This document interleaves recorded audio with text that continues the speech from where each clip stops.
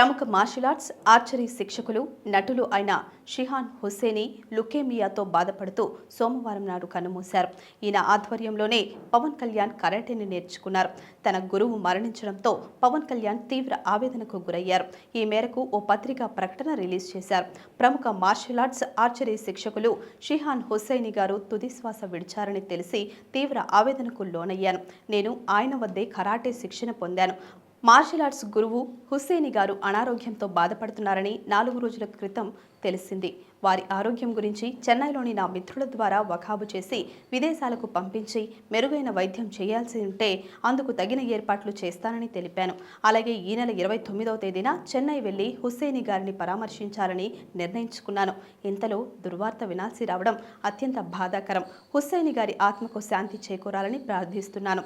మరణానంతరం తన దేహాన్ని మెడికల్ కాలేజీకి అందజేయాలని ప్రకటించడం ఆయన ఆలోచన దృక్పథాన్ని వెల్లడించింది. హుస్సేని గారి కుటుంబానికి నా ప్రగాఢ సానుభూతి తెలియజేస్తున్నాను అంటూ పవన్ ప్రెస్ నోట్ రిలీజ్ చేశారు.